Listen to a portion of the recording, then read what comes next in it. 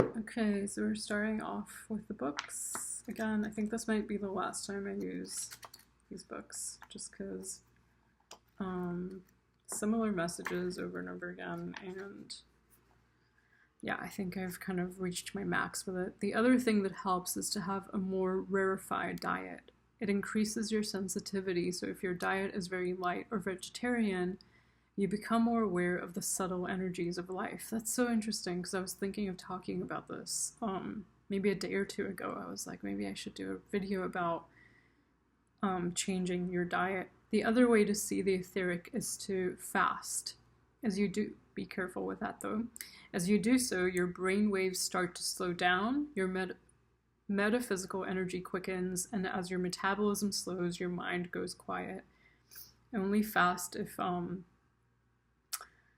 if you don't have any medical conditions, if you're familiar with your body, if you're comfortable doing it, obviously don't take, this is just a tarot reading and it's only for entertainment purposes, and consult your doctor, and definitely if you have any kind of medical condition, don't do that. Fasting takes you out of the ego's consciousness of survival and you begin to straddle metaphysical dimensions.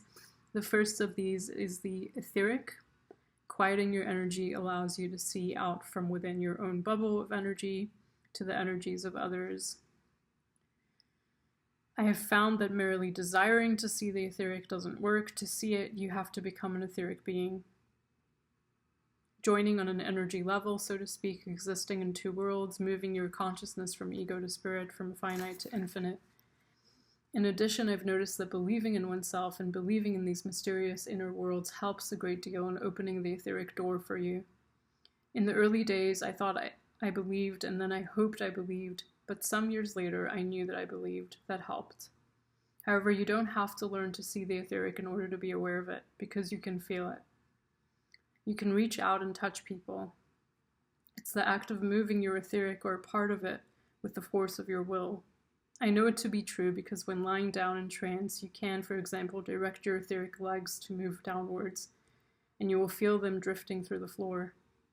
It is not a sensation in the normal sense, as your physical legs are motionless. Your perception of the movement of your etheric legs is neither thinking nor emotional reaction, it's real feeling. Back to the mall, sit on a bench where people go past, and get ready to touch their feelings etherically as they walk away. The reason you don't do it as they walk toward you is that you don't want to be unduly influenced by the way people look or how they are dressed. The process is one of reaching into people. As a person passes you, visualize yourself with an elongated arm. Reach into the person through their center back and grab a molecule of their feelings from the area of the heart. Keep your mind blank. Have no preconceived opinion. Just ask yourself, how do they feel? The first answer that jumps into your mind is the correct one.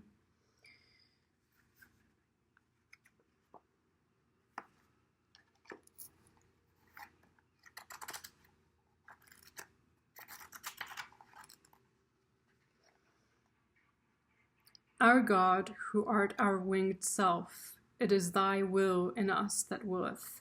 It is thy desire in us that desireth. It is thy urge in us that would turn our nights, which are thine, into days, which are thine also. We cannot ask thee for aught, for thou knowest our needs before they are born in us. Thou art our need, and in giving us more of thyself, thou givest us all.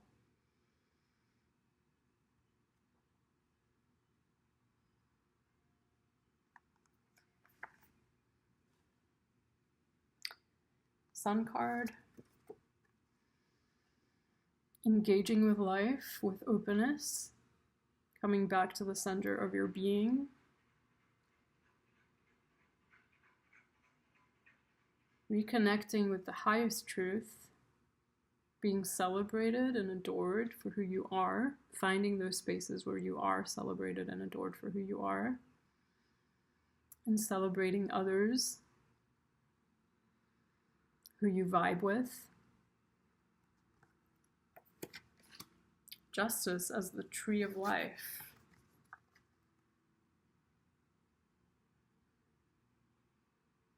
Through wisdom, through detachment, through non-action and presence and observing what's happening around you, you can gain truth. And with clarity, you can make up your mind. And through non-action, eventually action does come. But you just have to surrender parts of your being that are fighting, that are ill at ease, that are in conflict, that are not seeing the bigger picture, that are trying to micromanage or manipulate the situation to get an outcome, and get into the flow and trust in life. Trust the cycles, trust the natural wisdom, connect with animals, connect with nature, find peace that way. The deep wounds are healing and a new adventure has just begun. The white deer beckons you, come play. My eyes will see what I desire. So we got this last, I think it was yesterday, last reading I uploaded, was talking about, I guess, seeing a situation with rose-colored glasses in the past and now finally waking up and realizing you weren't seeing the truth of the situation. But I think here it's different. It's also like talking about the power of attraction. And when you start to focus on certain things, you will see more and more of it in your life. You will see the things that you focus on multiply. That doesn't mean you distract yourself from things that are unhealthy. You deal with what's unhealthy, but again, you need to detach to get a real perspective on what's going on. Dissolve all boundaries with love. From that center of your being, from that place where you are celebrated and adored for who you are, where you can celebrate others as well, you are less reactive to places where you are not celebrated and adored, to places where you're triggered, to places where you feel threatened, to places where you feel uncomfortable. And in those situations, because you have a good foundation within yourself, you can return to center, you can return to calm, you can return to God, you can return to spirit and converse with spirit and find a way to reach a peaceful place, a peaceful, resolute place in your heart where it doesn't feel painful to let it go.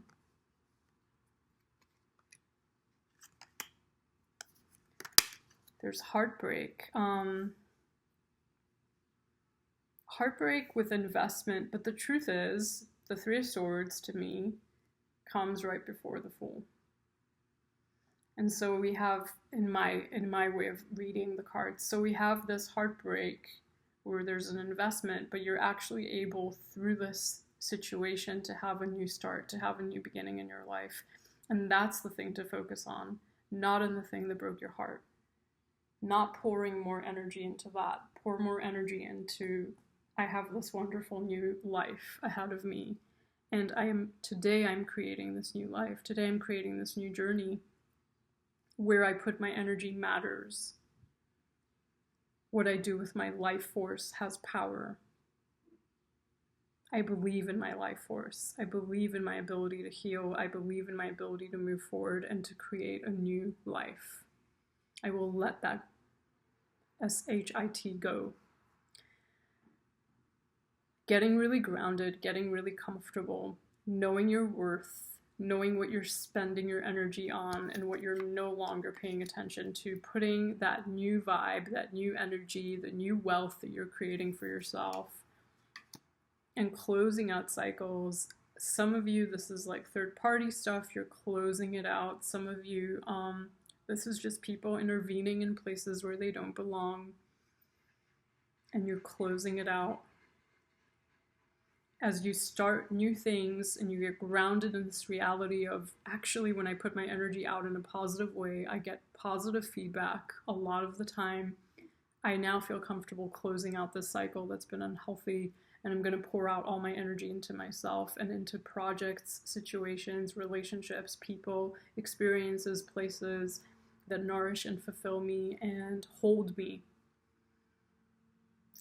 and can contain me with everything that I have and everything that I've been. I'm almost getting a lyric here. I'm just having trouble like grasping it. I'm like, it's at the tip of my tongue, but I know it's something about that. Something about, I think it's Eddie Vedder. It is Eddie Vedder. Let me see if I can pull it out. It's from that movie.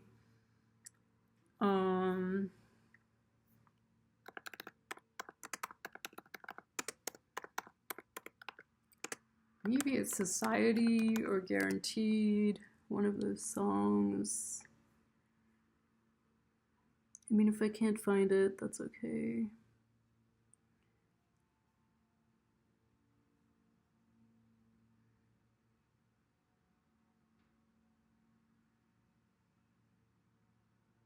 Yeah, I'm just reading, sorry. Let's see. Maybe it's Guaranteed.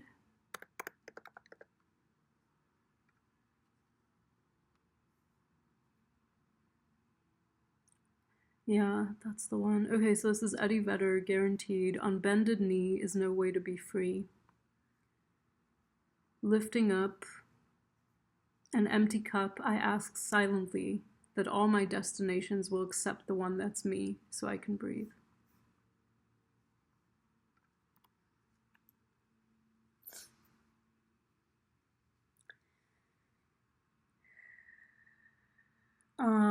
It's a long journey because you're closing out a cycle as you're opening a new one. It's like the world is the last card of the major arcana. The Fool is the first card.